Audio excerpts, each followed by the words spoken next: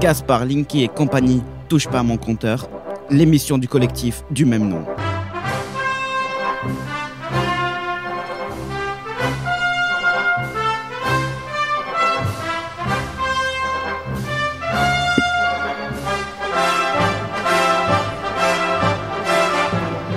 Salut à toutes et à tous et bienvenue sur Transparence et dans l'émission Touche pas mon compteur avec Maud Bigan qu'on retrouve toutes les semaines. Bonjour Maud. Bonjour Florian.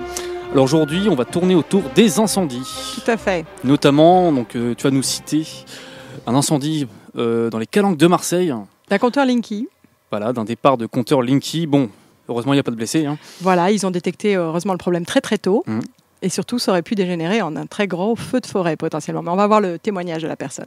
Et ensuite, tu vas parler de Notre-Dame, surtout d'un projet commercial. Et aussi de l'incendie, du coup, parce que ça a aussi un rapport. Exactement. Alors du coup, les Calanques de Marseille, peux-tu nous citer cette...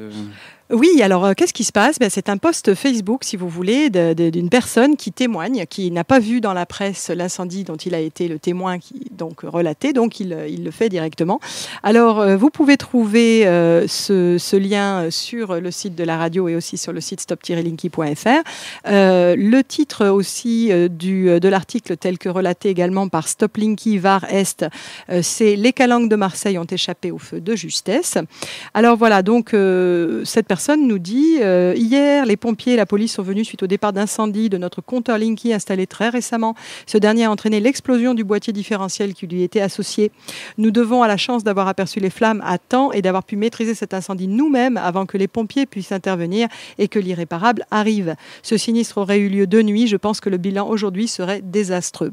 Évidemment, si les gens dormaient, c'est clair. Excuse-moi, je ne sais pas si tu l'as mentionné, ça, mais ça s'est passé récemment.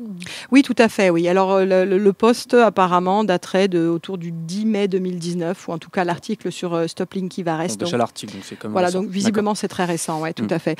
Alors, eux, ils disent, nous parlons de plusieurs dizaines de morts évitées, ainsi que la disparition de plusieurs centaines d'hectares de notre si cher massif des Calanques à Marseille. Alors, vous savez qu'effectivement, c'est un endroit qui est très très sec, qui est donc très inflammable. Apparemment, ils sont dans une zone hyper protégée, classée. Il n'y a qu'une seule route qui amène à ce lieu. Ils ont un souvenir cuisant, sans jeu de mots, d'apparemment un incendie qui a ravagé le coin il y a quelques décennies, où les gens ont dû abandonner leur maison et partir et fuir en bateau parce qu'ils ne peuvent pas sortir quand il y a un incendie dans le coin, vu qu'il y a une seule route unique. Une seule route possible, c'est dans la vent, Pinède. Voilà, donc vous imaginez la truc. Voilà, donc effectivement, lui, il insiste vraiment sur l'aspect risque que ça peut entraîner. Effectivement. Alors, il dit nous sommes assis sur une poudrière. La route en question est interdite à toute circulation, même à pied, les jours de tempête pour les non-résidents, quand la zone est classée noire. Ça vous donne une idée. Voilà. Alors, étonnant que la presse ne se fasse pas l'écho de tout ça. Effectivement, donc lui, il a voulu pallier à ce problème et je vous conseille donc d'aller voir son témoignage. Alors, il nous dit aussi, des Linky ici, ils en ont installé partout, chez tous les habitants de la Calanque, avec le classique 3 kWh qui vont se transformer en 6 kWh sur simple appel, puisque vous savez, donc avec Linky, il n'y a plus aucune visite d'un technicien pour augmenter la puissance et on ne regarde pas dans quel état est l'installation des usagers et si ça peut le permettre. Et donc, on nous dit, sur simple appel, donc on passerait à 6 kWh avec un bout de fil, évidemment, une installation qui date de Mathusalem sur un cabanon jouxtant la forêt, etc. etc. Nouveau compteur, mais le reste, voilà. Mais le reste, peut-être pas nécessairement nouveau et avec beaucoup, beaucoup de problèmes potentiellement. Donc, quand vous avez éventuellement un feu de Linky qui lui est tout neuf, remarquez-le quand même, puisque là on venait de le reposer. Il y a peut-être un problème de pause, c'est sûr. Est-ce que c'est un problème lié à l'appareil ou lié à la pause ? Mais en tout cas, le résultat, il est le même. Ça peut potentiellement entraîner ici un désastre avec des morts à la clé, quoi. Donc là, on est bien d'accord qu'ils ont bien... Ils ont pu identifier la source, évidemment, voilà, parce qu'on était au tout début. C'est ça le problème, c'est que quand vous avez des gros dégâts, beaucoup de choses qui ont brûlé, peut-être que ça pouvait être un Linky de base, mais on ne peut pas le savoir puisque tout a brûlé, quoi. Voilà. Donc, quand on sait que ça vient de là, c'est que justement, il y a peu de dégâts. Voilà, un peu parallèlement. Alors, puisqu'on parle de beaucoup de dégâts, je voudrais vous parler effectivement de Notre-Dame. Alors, on va faire un peu différemment, puisque j'imagine que vous en avez entendu parler ad nauseam au cours des dernières semaines. Effectivement, vous avez ici quelque chose d'assez étonnant. Alors, c'est l'organisation Next Up qui nous dit que l'installation des Linky sur l'île de la Cité, c'était en avril 2019, donc justement au moment où il y a eu l'incendie. Alors, y a-t-il un lien quelconque, je n'en sais rien, avec le CPL, le courant porteur en ligne, qui passerait dans les câbles finalement d'une flèche qui était beaucoup plus électrifiée que ce qu'on croyait. On a vu différentes choses avec les charpentes qui, soi-disant, étaient non électrifiées, mais qui en fait contenaient pas mal de câbles électriques. Il y a eu des vidéos qui ont montré cela, qui avaient été faites justement par la société qui faisait les travaux. Il y a eu les histoires des cloches électrifiées, il y a eu des histoires d'alarmes incendie qui finalement n'ont pas eu l'air d'avoir été entendues. Le technicien, puisque normalement il y a 2 personnes qui sont en permanence, disons, dévolues à la surveillance incendie de cette cathédrale, et qui finalement n'aurait pas réagi. Un seul technicien présent ce jour-là, il serait allé au mauvais endroit. Enfin, vraiment un concours de circonstances qui fait que. Et puis surtout on va dire une inflammation, je ne sais pas si on peut dire ça, un embrasement assez extraordinaire dans sa rapidité pour du très très vieux chêne. Donc c'est pas moi qui le dis, c'est notamment Monsieur Benjamin Mouton, qui est donc l'ancien architecte en chef de Notre-Dame jusqu'en 2013.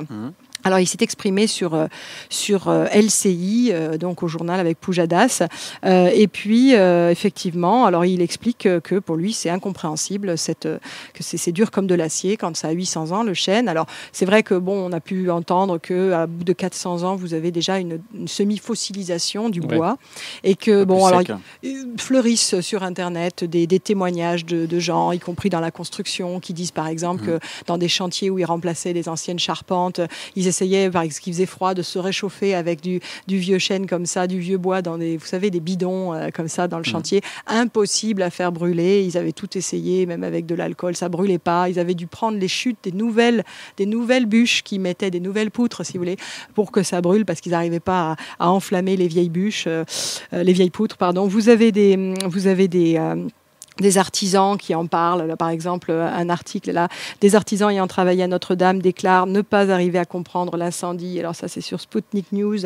Donc des gens qui se disent surprises par la puissance de l'incendie, car les sections de chêne sont énormes et il faut vraiment une source d'énergie hors norme pour les embraser. Donc peut-être un incendie électrique. C'est vrai, quand on voit la très grande rapidité d'incendie de nombreuses maisons et appartements depuis quelque temps, on peut voir qu'effectivement un incendie électrique peut générer énormément d'énergie et peut-être embraser les poutres. C'est assez difficile, en tout cas. On ne peut pas imaginer du tout les hypothèses de mégots. En plus, des mégots qui traînent, qu'on trouve intacts, alors qu'il y a eu un brasier avec une fournaise pas possible, qu'il reste presque plus rien, des énormes poutres. On va pas retrouver intacts 6 ou 7 mégots.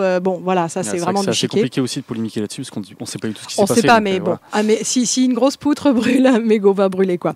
Voilà. En tout cas, donc il y a des gens qui ont fait des tests sur des poutres plus récentes et plus petites, et puis ils n'arrivent pas à les embraser, même au chalumeau, même avec des gens auraient fait des tests après, du coup. Oui. Alors si tu veux, on mettra une vidéo. Pour se remettre en situation, essayer de. Alors en situation, c'est même pas ça, parce que c'est des poutres plus récentes et moins grosses, donc ça devrait être beaucoup plus facile à embraser. Et même là, ils ont un mal fou à le faire.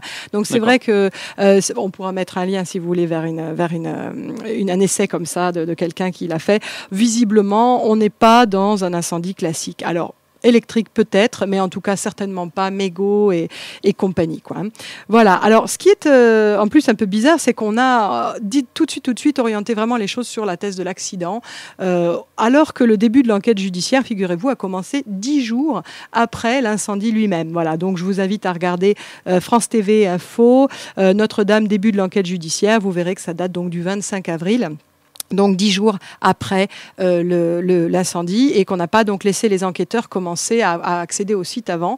Alors soi-disant pour le sécuriser, mais le problème c'est qu'évidemment c'est difficile s'il y a quoi que ce soit de pouvoir à ce moment-là voir les choses. Voilà. Alors effectivement, on a également exclu les conservateurs-restaurateurs de l'expertise. Je vous invite à regarder France TV Info, Notre-Dame, les conservateurs-restaurateurs s'estiment exclus des débats. Voilà. Donc on nous dit la Fédération des professionnels de la conservation-restauration dénonce leur exclusion du débat sur Notre-Dame. Ces professionnels possèdent des compétences uniques pour déceler les dommages postérieurs à l'incendie qui a frappé la cathédrale, et pourtant, visiblement, on ne faisait pas non plus appel à leur service. Voilà. Alors, il y a eu une rumeur du fait que, on se demandait si la parole, justement, des architectes des monuments historiques était muselée. Je vous invite à regarder pour cela, alors Libération, les fameux fact-checkers, vous savez, que généralement je ne recommande pas, mais là quand même c'est assez clair. Le titre s'intitule « Notre-Dame, le gouvernement a-t-il interdit aux architectes des monuments historiques de répondre aux interviews ?» Voilà, donc ça date du 19 avril 2019. Et la conclusion des fact-checkers, après avoir justement demandé au gouvernement, c'est « Il n'y a pas eu d'interdiction formelle, mais la communication est davantage centralisée et les architectes en chef des monuments historiques doivent désormais adresser leurs demandes d'interview et les éléments de réponse envisagés au cabinet du ministre de la Culture ». Donc si on résume, je ne veux voir qu'une tête, et les interventions comme celle de Benjamin Mouton, ancien architecte en chef de Notre-Dame, qui dit c'est incompréhensible, je ne comprends pas comment ça a pu prendre feu aussi rapidement, etc. Eh bien, disons que ça fait désordre dans le décor et le consensus de c'est un accident. Donc voilà, disons, je soulève tous ces points pour que vous vous posiez certaines questions et puis vous fassiez votre propre investigation. Moi, ce qui m'a surtout vraiment impacté, ou en tout cas choqué, c'est cette notion de dire on va faire ça à marche forcée en 5 ans. Alors en 5 ans, c'est quoi? C'est en 2024, c'est les JO de Paris. Du coup, pour pouvoir dire on le fait en 5 ans pour être prêt pour les JO de Paris, eh bien, on essaye de faire passer une loi d'exception. On va s'affranchir des monuments historiques, on va confier le projet à un général, d'ailleurs visiblement trop vieux, il faut une dérogation pour pouvoir lui confier le projet, et en tout cas surtout, on va s'affranchir de règles liées à l'environnement, au patrimoine et en particulier aussi aux règles des marchés publics, d'attribution des marchés publics. Donc on va pouvoir, je dirais, confier aux copains potentiellement des grands projets, qui rapportent de rénovation de tout ce patrimoine dans le coin, parce que figurez-vous qu'il existe un projet depuis 2016 de vaste modernisation de l'île de la Cité, et c'est ce dont on va parler à présent. Donc un projet, si vous voulez, qui fait état, alors on va donner toutes les références si vous voulez, qui fait état de rénovation de toute une série de bâtiments de l'île de la Cité, qui serait donc un coin parmi les moins peuplés de Paris, les moins denses, avec des grands et beaux bâtiments qui pourraient être utilisés mieux. Donc je vous invite, pour voir ce qu'il en est, à voir cet article donc d'un think tank qui s'appelle Catéon, donc K-A-T-E-H-O-N. C'est donc un projet foncier de plusieurs milliards entoure Notre-Dame de Paris depuis 2016. Donc pour cela, vous pouvez voir dans ce document un article très très bien fait qui résume tout cela. Vous y voyez la lettre de mission donc envoyée par le président François Hollande à un cabinet d'architectes justement. Donc cette lettre de mission qui datait de décembre 2015 et qui demandait justement, alors je cite un extrait de cette lettre de mission, donc concernant l'avenir de l'île de la Cité, donc un enjeu majeur non seulement pour Paris mais pour la France tout entière. Cet avenir, donc il faut donc en gros s'assurer que cet avenir soit conforme aux ambitions, que son histoire exceptionnelle, sa richesse patrimoniale et artistique et sa situation unique, donc au cœur de Paris, permettent de concevoir pour lui. Et ce d'autant plus que de nombreuses institutions relevant directement ou indirectement de l'État sont implantées sur l'île et sont pour certaines en voie de la quitter.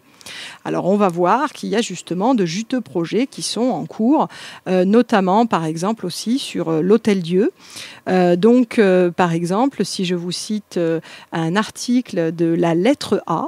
Alors, je ne suis pas abonnée à la lettre A. Donc, la lettre A, c'est quoi? C'est un alors, journal... la lettre A, c'est un journal pour initiés, visiblement. D'accord. Cette lettre A, c'est le journal de l'influence et des pouvoirs. C'est leur sous-titre, on va dire. Alors, la lettre A, je ne suis pas abonnée, mais l'article lui-même est intéressant, si vous voulez vous le procurer. Ça s'intitule « Guerre feutrée autour de la rénovation de l'Hôtel-Dieu à Paris ». Voilà, et on nous dit « La réhabilitation du parvis de l'hôpital parisien doit être confiée fin mai à un opérateur privé en vue de développer des activités commerciales. » D'accord ? Voilà, et donc on nous parle d'un groupe Quartus qui serait poussé par la mairie de Paris, donc Anne Hidalgo, pour ce projet. Alors on n'a pas le détail parce que je n'ai pas acheté l'article, mais ça serait intéressant de le faire et ça va peut-être être fait pour en savoir un peu plus.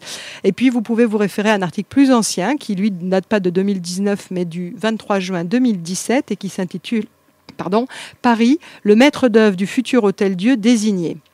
Et dedans, on voit donc quel est le cabinet qui va être choisi de restructurer le site.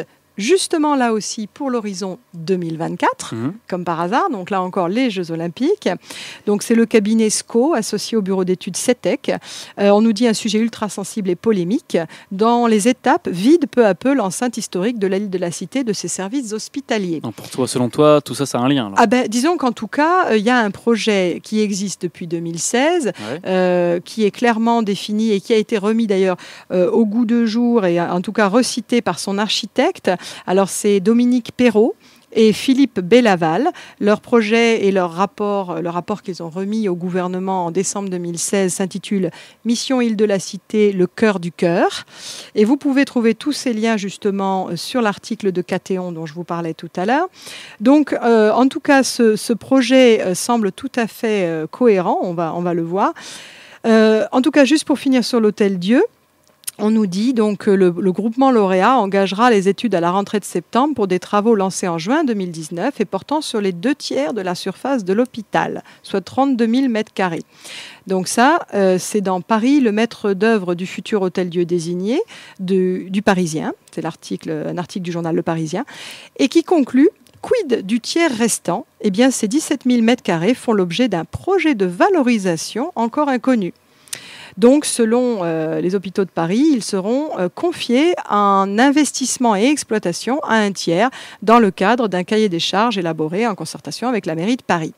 Alors, ce que je vois, moi, c'est qu'effectivement, il y a un vaste projet sur l'île de la Cité. Je vais vous donner quelques caractéristiques qui sont évoquées dans cet article-là de Catéon et qui se basent en fait sur la lecture du projet des deux architectes que je vous ai cités tout à l'heure.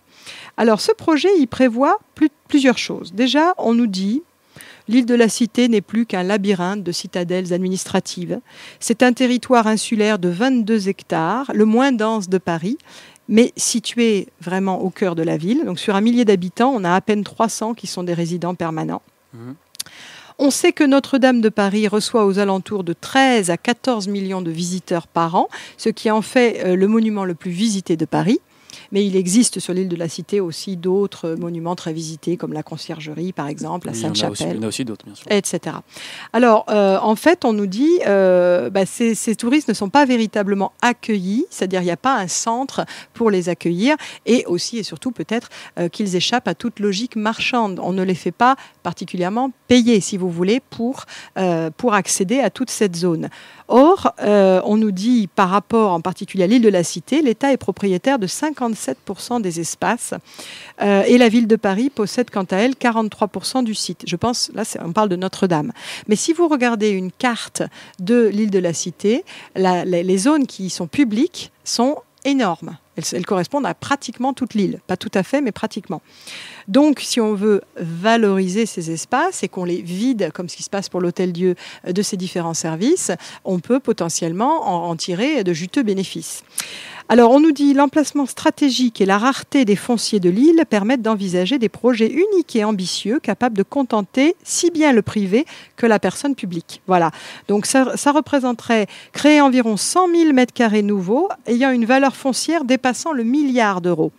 Donc, dans ce projet, vous y voyez notamment, sous le parvis de Notre-Dame, la création d'une sorte de centre commercial qui serait sous une immense dalle de verre au-dessus de la crypte archéologique qui permettrait d'accueillir notamment des piscines, des cafés, des restaurants, des salles de concert, etc., etc. Et surtout, de faire payer les 13 à 14 000 millions de visiteurs par an qui accéderaient à Notre-Dame via un débarcadère spécialement aménagé, comme par exemple ce qui est en train de se passer pour la ville de Venise, où là aussi on va faire payer les visiteurs. Donc si vous voulez, on met des péages pour faire payer les automobilistes et on risque de mettre des sortes de péages pour faire visiter les... Pour pouvoir financer après...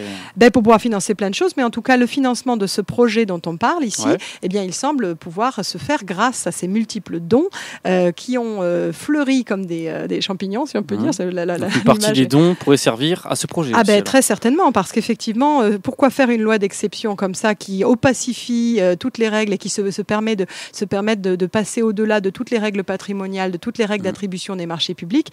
Rappelons qu'un des principaux donateurs au lendemain et je dis au lendemain, les cendres étaient encore chaudes pour Notre-Dame, c'est Bernard Arnault et son groupe LVMH, et que son fils, qui a un cabinet d'architecture, s'est immédiatement proposé pour ce vaste projet. Et rappelons que ce fameux rapport donc indiquait en 2016 que ce projet n'était pas possible en l'état en raison des contraintes existantes, patrimoniales, touristiques et autres, mais que s'il y avait un événement inattendu, peut-être à ce moment-là, il deviendrait possible. Alors cet événement inattendu, allez savoir, il vient peut-être d'arriver, et on saute sur l'occasion pour faire passer une loi d'exception en profitant du choc généré par cette atteinte à ce symbole, et puis rappelons-le quand même, une sorte de transe médiatique, parce que depuis des semaines, on nous bassine un peu avec ça, on nous maintient dans un état de choc permanent. J'invite nos auditeurs à aller voir ce fameux documentaire de Naomi Klein,